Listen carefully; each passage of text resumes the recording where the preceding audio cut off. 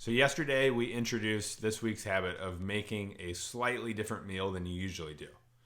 So let's talk about the power of the small changes to branch out to prevent boredom and losing your consistency. So by now you understand that changing your nutrition long term is built on a solid foundation of a few simple habits that are practiced consistently. Unfortunately, the nutrition world is bombarded with the appeal for newness that doesn't always teach long-term habits. You've seen them. New XYZ diet recipes to drop 10 pounds in a week. New HIIT workouts to shred those abs before summer. New replacement meal shakes to be slim and trim fast. New diet pills to reverse that winter weight gain before spring. You've seen the headlines. And some newness is helpful, but not always. So that's one reason why we aren't supplying you with 150 healthy recipes in this program.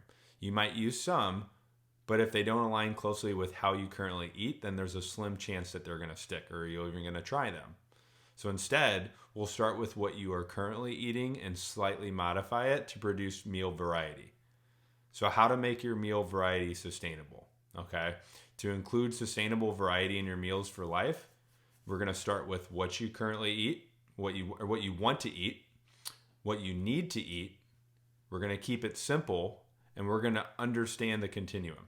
Okay, so here's a real life example. Let's just say number one, I want to eat bread and butter, and I love it with cinnamon sugar, and I want to eat that every day for breakfast. Okay, the second thing, what I need to eat, I need to eat a healthy protein, carb and fat. Okay, number three, keep it simple. So I'm going to keep it simple and eat my bread and butter, but I'm going to add in a protein like an egg. And number four, understand the continuum. So I understand that all foods can be eaten without being labeled. Therefore, I'll continue to eat my bread without the guilt. So what I took was what I was already eating and didn't change it. Instead, I made a slight change and added in what I needed to make it a full meal. Okay, so keeping it simple, I also understand that foods are on a continuum, and over time, I want to improve my quality of food, not try to replace everything at one time. So what to do today? We're going to focus on making a slightly different meal than what you usually do.